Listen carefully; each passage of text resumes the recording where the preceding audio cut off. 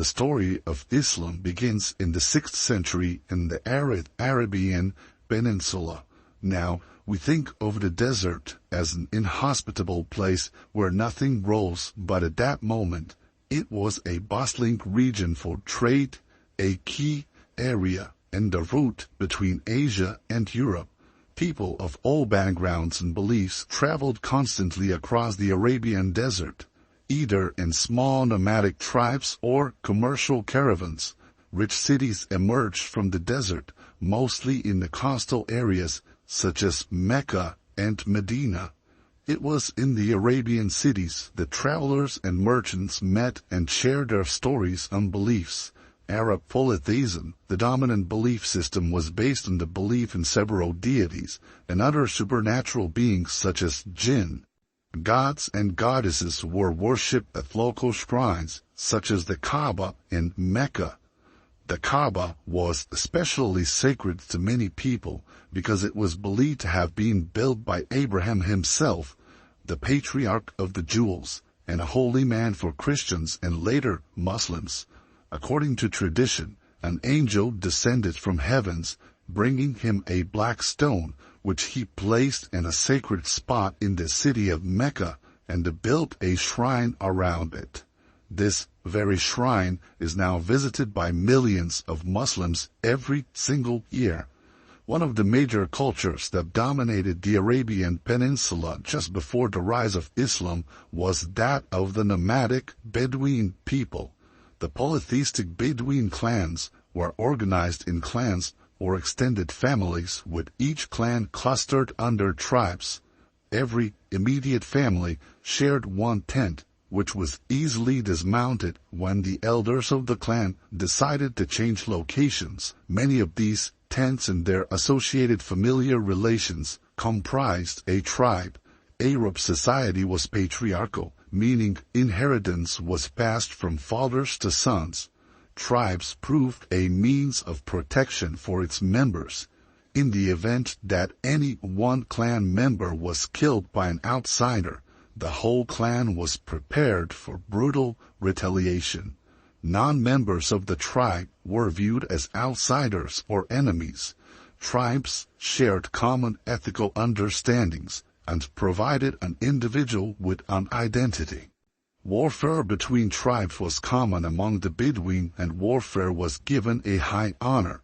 This explains the difficulties that the Prophet Muhammad faced when trying to unite all the tribes under one God. At the time of Muhammad, the shrine of the Kaaba was home to 360 idols of different religions. The chief god in Arabia was Hubal, the Syrian god of the moon. The three daughters of Hubal were the chief goddesses of Meccan Arabian mythology: Al-Wat, Al-Uzza, and Manat. Al-Wat was the goddess associated with the underworld. Al-Uzza, the mightiest one, was the goddess of fertility and warfare, and Manat was the goddess of fate. Muhammad, who was born in the year 570 in Mecca, was taught to worship these goddesses, among other deities, and for the first 40 years of his life, this is exactly what he did, unaware of the plans God had for him. He was part of a wealthy merchant family, the Banu Hashim clan, belonging to the Quraysh tribe. The Quraysh were a well-respected, prominent family in Mecca. However, Muhammad's earliest childhood was spent in the desert, in the care of a foster family. Important families from the time used to send their children into the desert because it was considered to be a much healthier environment than the city. Muhammad's father, Abdullah, had died before he was born, and he lost his mother Amina at the age of 6. From that moment on, he was raised by his uncle, Abu Talib, who was appointed the new leader of the Banu Hashim clan. Abu Talib was a good man and was known to everyone for his honesty and integrity. He also was a gifted poet. He gave Muhammad a good education and taught him to love his peers and protect his community. Muhammad grew up to become a highly trusted man in Mecca.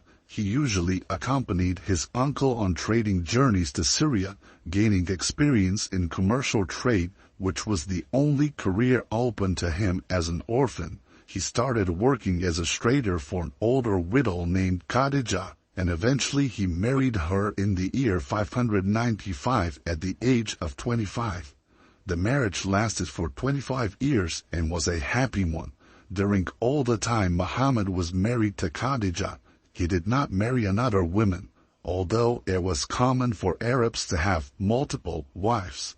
When Muhammad was 12 years old, while accompanying a caravan to Syria, he met a Christian monk named Bahira, who is said to have foreseen Muhammad's career as a prophet of God. From that moment on, Muhammad would pray for hours, often retreating to a cave on Mount Hira for several nights. During these nights of contemplation and reflection, he would occasionally have prophetic dreams full of spiritual significance. At the cave, he renounced all the gods except Allah, one of the principal deities in the Arab pantheon. One night, during his sleep, he was visited by Archangel Gabriel, who confirmed to him, God is one. Then Muhammad received the first revelation when the Archangel Gabriel gave him the first verses of the Quran, the sacred book of God. Muhammad later told Khadijah that he was neither surprised nor scared of Gabriel, but what was the message he had given him? He gave Muhammad a life mission to spread the word of Allah, the one true God, among the population of the world. And he also gave him the main precepts of the religion of Allah, which came to be known as Islam. Islam is based on 5 principles or pillars, which are sacred and cannot be violated. Believers in Allah must first acknowledge that He is the one God and Muhammad is the messenger. Second, there is a salat or prayer which is a mandatory 5 times a day. Third, every Muslim or follower of Islam must be charitable, helping others who are enduring hardships and sharing their wealth. The fourth pillar is the fasting, which is done in the month of Ramadan to show gratitude to Allah.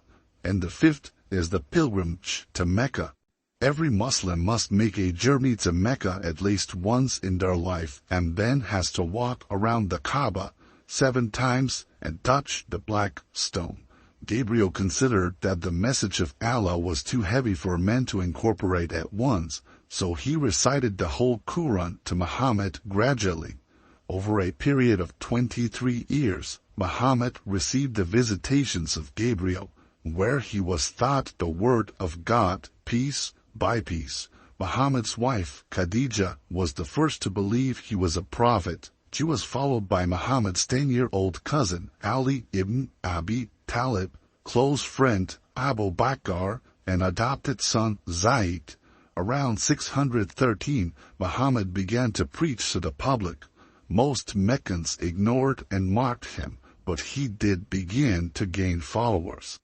There were 3 main groups of early converts to Islam: younger brothers and sons of great merchants, people who had fallen out of the first rank in their tribe or failed to attain it, and the weak, mostly unprotected foreigners. The pagan priests became angry at Muhammad. When they saw their congregations slowly disappear in favor of the new religion of Islam, Muhammad was ridiculed by the local elite at Mecca and even received criticism from his own people, the Qurayshi tribe. The tribe of Quraysh was concerned with what they believed were the ramblings of a strange member who spent time inside a cave and talked to supernatural beings, but mostly they were offended because they guarded the Kaaba and drew their political and religious power from its polytheistic shrines. The ruling tribes of Mecca perceived Muhammad as a danger to their lifestyle. The powerful merchants in Mecca attempted to convince Muhammad to abandon his preaching by offering him admission into the inner circle of merchants and an advantageous marriage. However, Muhammad turned down both offers. He knew he and his followers were in danger if he remained in Mecca. In 622, Muhammad left his hometown of Mecca to escape persecution by his own tribe, and there was no turning back. If he ever wanted to go back to Mecca, home to sacred Kaaba, he would first need to build an army. The Muslims called the migration of Muhammad and his followers to Medina Hijrat, meaning a severing of kinship ties. It is so dramatic because kinship was one of the most sacred parts of life in the Arabian Peninsula. Muhammad gave the order to 70 of his followers to relocate 320 kilometers north to the safer city of Medina. Of course, leaders of the Quraysh tribe learned of this migration and alarmed planned to assassinate Muhammad. One night in June of 622, Muhammad's house was besieged by the appointed men of Quraysh. They yelled for Muhammad to come out of the house, and he complied. But instead of surrendering, he recited a verse from the Quran and threw a handful of dust in the direction of the besiegers, which acted like a smoke screen, allowing him and his friend Abu Bakr to sneak out undetected. When the Quraysh learned of Muhammad's escape, they announced a large reward for bringing him back to them, alive or dead, and pursuers scattered in all directions. After 8 days' journey, Muhammad entered the outskirts of Medina, but did not enter the city directly. He stopped at a place called Quba, some kilometers from the main city, and established a mosque there. After a 14-day stay at Quba, Muhammad finally entered Medina, participating in his first Friday prayer on the way. Upon reaching the city, he was greeted cordially by its people. For Muslims, this is a time when the calendar starts on the year of the Hijra. Once established in Medina, Muhammad wrote the so-called Constitution of Medina, effectively creating the first Muslim state, the Muslim Brotherhood or Ummah. The Constitution of Medina established an alliance or federation of the 8 tribes of Medina with the Muslim emigrants from Mecca, with the objective of mutual protection. The document specified the rights and duties of all citizens and the relationship of the different communities in Medina. The Ummah, as defined in the Constitution of Medina, was above all a religious community, but also calculated to respect the legal and traditional forms of the old Arab tribes. Little by little, the pagan population of Medina began to accept the Muslim migrants and later converted themselves to the religion of Muhammad. An important feature of the Constitution of Medina is the redefinition of ties between Muslims. It stated that faith relationships always would stand above blood ties. It also emphasized individual responsibility instead of the whole tribe taking the blame for the actions of their members. Tribal identities were still important and were used to refer to different groups, but the Constitution declared that the main binding tie for the newly created Ummah was religion. This contrasts with the norms of pre-Islamic Arabia, which was a proudly tribal society. This was an important event in the development of the small group of Muslims in Medina to the larger Muslim community and empire. But why did Muhammad try to replace the secret bonds of kinship with those of religion? The very word Islam means self-surrender, meaning surrendering oneself to God. Islam requires that its followers place all their faith in one God, Allah. Nothing could be more important than their ties to Allah, and this means that nothing is more important than their ties to the Ummah, the community of Muslims. It was also around this time, more precisely in the year of 624, that Gabriel revealed to Muhammad that he should always pray facing Mecca, the most sacred side for Muslims. Muhammad immediately adjusted to the new direction, and his companions, praying with him, followed his lead, beginning the tradition of facing Mecca during prayer. One of Muhammad's strongest desires was to someday return to Mecca, together with his followers and expand the Ummah. Muhammad's followers had been forced to leave Mecca, where they had their lives and work. Now, they had no profession or way of sustaining themselves economically, so Muslim migrants turned to raiding Meccan caravans. It was both a response to persecution and an effort to provide sustenance for Muslim families, but it resulted in the start of armed conflict between the Muslims and the pagan Quraysh of Mecca. Muhammad encouraged the attacks on Meccan caravans, which provoked and pressured Mecca by interfering with trade and allowed the Muslims to acquire wealth, power, and prestige. During his stay at Medina, Muhammad became a warlord, training hundreds of Muslims and preparing them for war. The ultimate goal was to induce Mecca's submission to the new faith.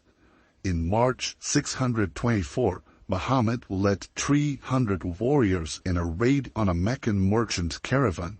The Muslims set an ambush for the caravan at the site of Badr, but a Meccan armed group intervened, and the Battle of Badr commenced. Although outnumbered more than 3-1, the Muslims won the battle, killing at least 45 Meccans. Muhammad and his followers saw the victory as a confirmation of their faith, and Muhammad said the victory was assisted by an invisible host of angels. The victory strengthened Muhammad's position in Medina and dispelled earlier doubts among his followers. After being defeated at Badr, the Quraysh living in Mecca regrouped and planned an attack on Medina. A victory was important not only as revenge against the Muslims, but also to maintain their economic prosperity and restore their prestige. Abu Sufyan, the leader of the ruling Quraysh tribe, gathered an army of 3,000 men and set out for an attack on Medina. Muhammad led his Muslim force to the Meccans to fight the Battle of Uhud on March 23, 625.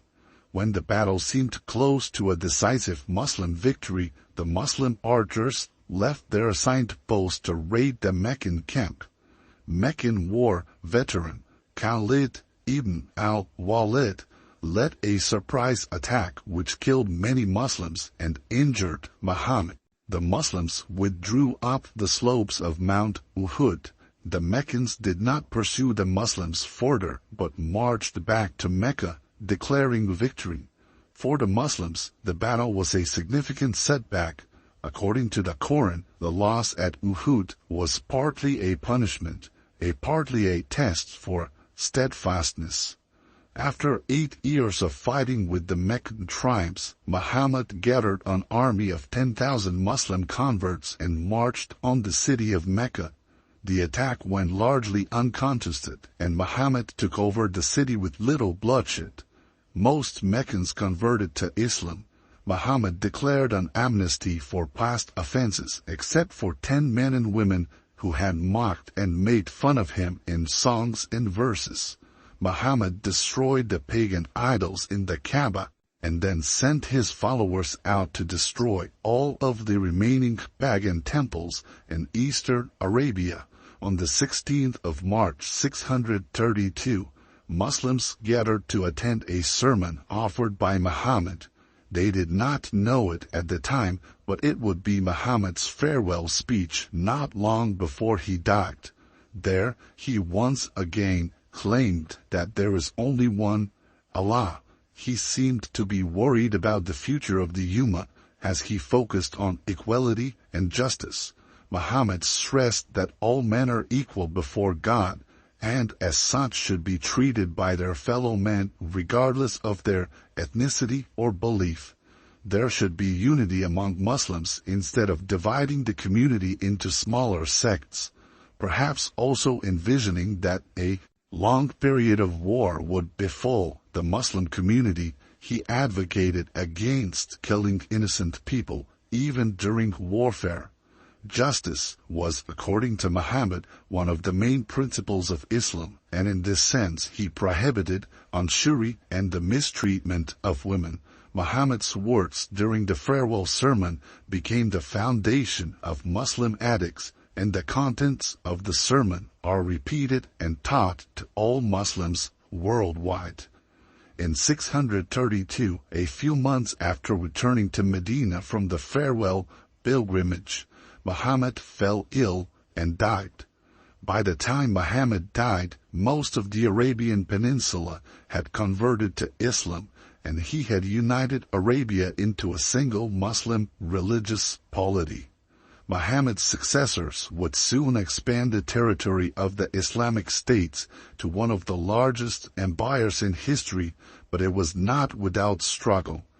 He had not explicitly designated any successors, so different factions began fighting for power. After Muhammad's death, the first and most important division of Islam came right after the death of the Prophet. The elders of the community decided that his friend Abu Bakr was to be the Caliph and the ruler of the Ummah. The followers of Abu became known as Sunni Muslims.